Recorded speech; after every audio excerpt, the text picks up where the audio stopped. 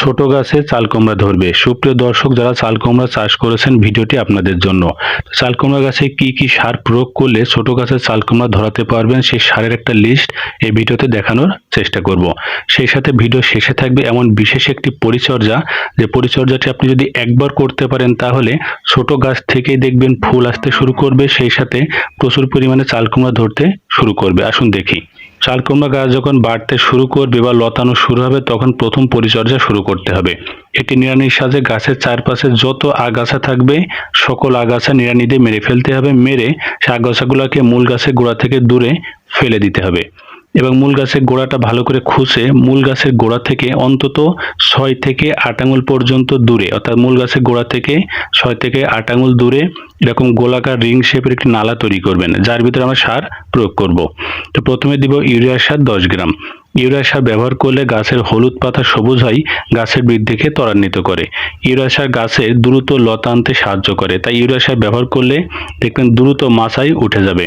এরপরে থাকবে ডিএপি সার 10 গ্রাম। তো বলে রাখি, ডিএপি সার খুব বেশি না দিয়ে অল্প পরিমাণে দেওয়ার চেষ্টা করবেন। ডিএপি সার ব্যবহার করলে গাছের পাতা সবুজ হয়, গাছের বৃদ্ধি ত্বরান্বিত করে, এর পাশাপাশি গাছের নতুন শিকড় গজাতে সাহায্য করে। এরপরে থাকবে টিএসপি সার 20 থেকে 25 গ্রাম। টিএসপি সার ছোট অবস্থায় দেওয়া ভালো, কারণ টিএসপি সার দিলে তার কার্যকারিতা শুরু হতে অনেক সময় লাগে এবং দীর্ঘ সময় কাজ করে। টিএসপি সার ব্যবহার করলে গাছের দ্রুত ফুল ফল আনতে সাহায্য করে, অর্থাৎ চালকুমড়া গাছে ফুল ফল আনার জন্য টিএসপি সার অবশ্যই দিবেন। এরপরে থাকবে মিউরেট অফ পটাশ বা পটাশ সার। পটাশ সার দিবেন 8 থেকে 10 গ্রাম। পটাশ সার ব্যবহার করলে গাছের শিকড় গজায়, অর্থাৎ গাছের দ্রুত নতুন নতুন শিকড় গজানোর ফলে মাটি থেকে দ্রুত প্রচুর পরিমাণ নিউট্রিয়েন্ট সংগ্রহ করতে পারে। এরপরে দিতে হবে থিওবিট পাউডার। থিওবিট পাউডার একটি সালফারযুক্ত ছত্রাকনাশক। এটি একই সাথে যেমন সালফার বা ভিটামিন হিসেবে কাজ করে, পাশাপাশি মাটিতে থাকা ক্ষতিকারক রোগ জীবাণু, ছত্রাক, ভাইরাস যে কোনো রোগ জীবাণুর বিরুদ্ধে কাজ করে মাটিকে পরিষ্কার পরিচ্ছন্ন করে। অর্থাৎ একই সাথে ছত্রাকনাশক এবং ভিটামিন হিসেবে কাজ করবে থিওবিট পাউডার। এরপরে ব্যবহার করতে হবে জিঙ্ক সালফেট। জিঙ্ক সালফেট দেখতে অনেকটা লবণের দানার মতো। জিঙ্ক সালফেট ব্যবহার করলে গাছের শিকড় পচার ভয় থাকে না। বিশেষ করে বর্ষাকালের সময় বা বেশি জল দেওয়ার ফলে শিকড় পচে যায়, এটি কখনো শিকড় পচবে না, ফলে মাটিতে টনটনে থাকবে। তো প্রত্যেকটা সার দেওয়ার পরে একটু গাছটা ঝাড়া নেবেন, যাতে গাছের মাথার উপরে বা পাতার উপরে সার না থাকে।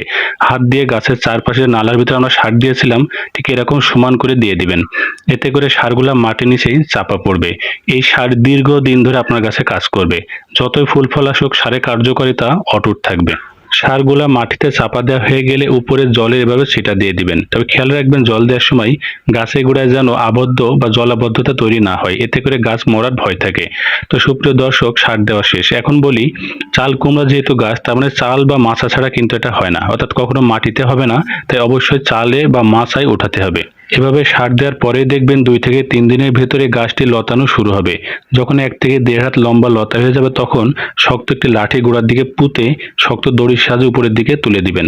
দেখতে পাচ্ছেন দড়িতে বেঁধে দেওয়া হয়েছে। এই লতা যদি মাটির উপরে থাকে তাহলে কিন্তু লতাগুলো নষ্ট হয়ে যাবে।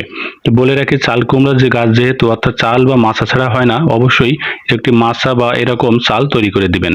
দেখতে দেখতে চাল কুমড়ার যে ডগা থাকবে, ডগা বৃদ্ধি পেয়ে মাচাগুলো ভর্তি হয়ে যাবে। আর যখন এরকম মোটা মোটা ডগা দেখবেন, খেয়াল করলে দেখবেন এই গাছের গোড়ার দিকে, অর্থাৎ এই পাতা দেখতে পাচ্ছেন, পাতার গোড়ার দিকে ছোট ছোট এরকম ফুলকি ছাড়তে শুরু করেছে। দেখতে পাচ্ছেন এই ছোট ছোট কড়ি। তো মূলত এই যে চিকন চিকন যে কড়িগুলো দেখতে পাচ্ছেন বা ডগা, এই ডগাগুলোতেই মূলত দ্রুত চালকুমড়া গাছের ফুল আসে।